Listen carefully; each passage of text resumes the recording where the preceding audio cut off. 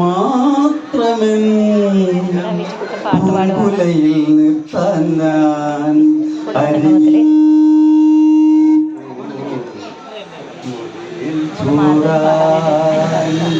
ഒരു പുഷ്പം മാത്രമെൻ പാട്ടുകാരൊക്കെ ഉണ്ട്. അപ്പോൾ പാടാൻ അറിയാൻ പാടില്ലാത്തവർക്കും പാടി രസിക്കണമല്ലോ എന്നെപ്പോലെയുള്ളവർക്ക്.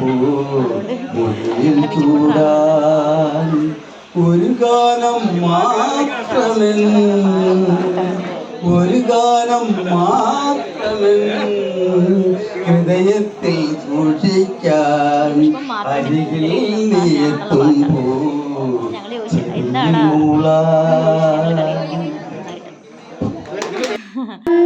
നിറമുള്ള മണ്ണിന്റെ മണമുള്ള ചേറിൻ ചന്ദന നിറമുള്ള ഉൾത്താളിൽ നിറയുന്നു അച്ഛൻ കർമ്മം അമ്മേനിക്കു കാന്തി ചാർത്തി കലപ്പയ കൈകൾക്കു ചന്തമേറ്റി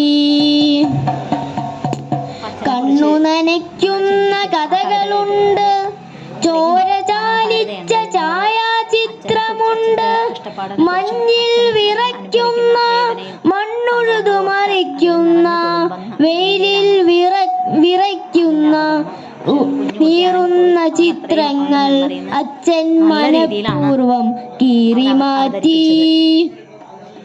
ഇത്രയും ഓർത്ത് ഇരിക്കാൻ പറ്റുമോ എന്നുള്ള രീതിയിലാണ് വേദിയിലിരിക്കുന്ന വല്യച്ഛന്മാരൊക്കെ.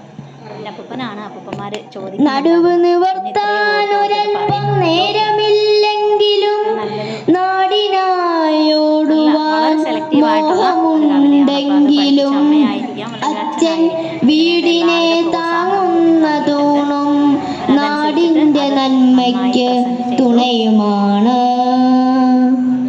അതിനുശേഷം ഞാൻ അതിൻ്റെ അകത്തളങ്ങളിലുള്ള ആ വീടിൻ്റെ നമ്മുടെ ഒരു റിസോർട്ടാണ്, കാരണം 7 മുറികളൊക്കെയുള്ള 7 ബെഡ്റൂമും അത് കിച്ചണാണ്. കിച്ചണിൻ്റെ ഉൾഭാഗം ഇങ്ങനെ എടുത്ത പുറമൊന്നും ഞാൻ എടുത്തില്ല, ജസ്റ്റ് അകത്ത് നിന്നപ്പോൾ മാത്രം നിങ്ങളൊന്ന് എൻ്റെ കൂട്ടുകാരെ ഒന്ന് കാണിക്കാമെന്ന് വിചാരിച്ചിട്ട് കിച്ചണിലെ കുറച്ച് ഒരു പോർഷനാണിത്.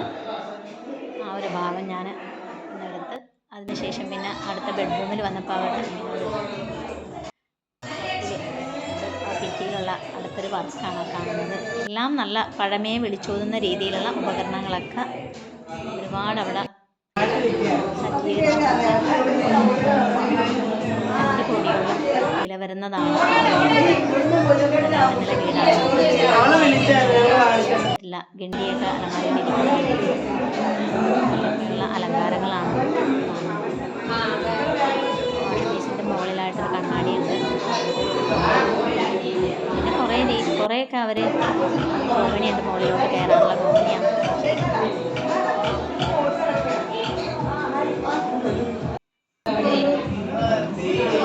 അലങ്കാരങ്ങൾ നല്ല തണുപ്പാണ്, കാരണം മച്ച് ഉള്ള വീടാണ്. ഇത് കൊടുക്കാൻ വേണ്ടി ഇട്ടിരിക്കുക. പിന്നെ അച്ഛനെ മെഴുക്കുവരട്ടി ഞാൻ കുറച്ച് നേരം കണ്ടുകൊണ്ട് നിന്നു, കാരണം ഞാനൊക്കെ അച്ഛനെ മെഴുക്കുവരട്ടുന്ന ഈ രീതിയിലല്ല. ഇതിപ്പോൾ ഇവർ ചെയ്തിരിക്കുന്നത് തേങ്ങാക്കൊത്തും സവോളയെല്ലാം അച്ചിങ്ങ അതിനകത്തോട്ട് ഇടുന്നത്. മഞ്ഞപ്പൊടിയൊക്കെ ആഡ് ചെയ്ത് ഞാൻ പറഞ്ഞ എണ്ണ ഇത്തിരി കൂടുതലാണെന്ന് എനിക്ക് തോന്നുന്നു, കാരണം ഇപ്പോൾ എണ്ണ കാണുമ്പോൾ തന്നെ ഞങ്ങൾക്ക് പ്രത്യേകം ക്ലാസ് തന്നിരിക്കുന്നതുകൊണ്ട് എണ്ണ കാണുമ്പോൾ എനിക്കാണെങ്കിൽ ഒരു പേടിയാണ്. നല്ല രുചിയുണ്ടായിരുന്നു. എണ്ണ ഒരിച്ചിരി കൂടുതലായിട്ടാണ്. ആദ്യത്തെ ഭാഗമാണ് പക്ഷേ ഞാൻ വീഡിയോ എടുത്ത് കഴിഞ്ഞപ്പോഴത്തേക്ക് അത് ലാസ്റ്റത്തെ ഭാഗം ആദ്യം വന്നേ ഉള്ളൂ. ചേട്ടൻ അവിടെ നിന്നിട്ട് പറയുന്നുണ്ട്, എൻ്റെ ഫോട്ടോ എടുക്കുമെന്ന് പറയുന്നുണ്ട്. കുറച്ച് നേരം ഇത് എങ്ങനെയാണെങ്കിലും ഇത് തയ്യാറാക്കണമെന്ന് അറിയാൻ വേണ്ടിയിട്ട് തന്നെയാണ് വീഡിയോ ഇടുന്നുണ്ട്. ഇഷ്ടമുള്ള എടുക്കുന്നതുകൊണ്ടാണ് ഞാൻ കൂടുതൽ ബാക്കി ഉണ്ടാക്കുന്ന ഭാഗങ്ങളൊന്നും ഞാൻ എടുത്തില്ല. ഞാൻ സംസാരിക്കാനായിട്ട് അങ്ങോട്ട് പോകും. അപ്പം അച്ചിങ്ങ നിർത്തി കണ്ട ഞാൻ പറഞ്ഞിരുന്നില്ലേ, അച്ചിങ്ങ ഈ രീതിയിലാണ് അവിടെ നിർത്തുന്നത്. നമുക്കെല്ലാം വഴറ്റിയതിന് ശേഷമാണ് അച്ചിങ്ങനകത്തോട്ട് ആഡ് ചെയ്തത്. പിന്നെ അടപ്പത്ത് ചോറ് തയ്യാറാവുന്നുണ്ടായിരുന്നു. അപ്പോൾ അതിൻ്റെയൊക്കെ വീഡിയോ ഞാനിങ്ങനെ ഇത് ഇടാമെന്ന് വിചാരിച്ചിട്ട് എടുത്തതല്ല.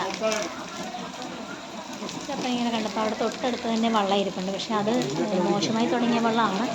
എന്നാലും ഞാനതൊന്ന് പൊതുവെള്ളമെന്നാണ് എനിക്കറിയാം. നമ്മളിതെല്ലാം പാചകം എല്ലാവരും തന്നെ ഉണ്ട്. അവിടുത്തെ മുറ്റത്ത് ചെയ്തിരിക്കുന്ന പുല്ലാണിത്. വേമ്പനാട് കായൽ തീരത്തിൻ്റെ തൊട്ട് അടുത്താണ് ഈ വീട്. ഇതുപോലെയുള്ള എന്തെങ്കിലുമൊക്കെ പരിപാടി വെക്കണമെന്നുണ്ടെങ്കിൽ ഇവിടെ പറഞ്ഞു കഴിഞ്ഞാൽ അവർ മാക്സിമം റേറ്റ് നമുക്ക് 15 രൂപ പറഞ്ഞെങ്കിൽ പോലും 12,000 രൂപയ്ക്കാണ് നമുക്കിത്. ഞങ്ങളുടെ തന്നെ റിലേറ്റീവ് ആയിട്ടുള്ള ഒരമ്മയാണത് നോക്കുന്നത്. നമ്മുടെ ചേച്ചിമാരും എല്ലാവരും സജീവമായിട്ട് മുകളിൽ നിന്ന് ഞങ്ങളുടെ ഫോട്ടോ എടുക്കുന്നുണ്ട്. രണ്ടുപേരും പറഞ്ഞിട്ട് അങ്ങനെ അവരുടെ ഫോട്ടോ കൂടി എടുത്തു. അങ്ങനെ വളരെ രസകരമായിരുന്നു കുടുംബസംഗമം. പോന്നു കഴിഞ്ഞപ്പോഴത്തേക്ക് ഭയങ്കര സങ്കടം ഉണ്ടായിരുന്നു. ഒരു വല്ലാത്തൊരു മൂകത ഫീൽ ചെയ്തു. അതെനിക്ക് തലവേദന നന്നായിട്ടുണ്ടായിരുന്നത് കൊണ്ട് അതിൻ്റെ ഒരു വിഷമം ഉണ്ടായിരുന്നു. പിന്നെ റേഞ്ച് പ്രോബ്ലം ഉണ്ടായിരുന്നു. റേഞ്ച് നമുക്ക് കോൾ ചെയ്യാനൊന്നും കിട്ടുന്നില്ല. നമ്മുടെ തന്നെ വല്യച്ഛൻ്റെ മോളാണ്, അജയണ്ണൻ്റെ ചേട്ടൻ്റെ മോളാണ്. കായൽ തീരം ഞാൻ പറഞ്ഞില്ല, കായൽ തീരത്തിൻ്റെ അടുത്ത് തന്നെയാണെന്ന് ഞാൻ പറഞ്ഞില്ലേ.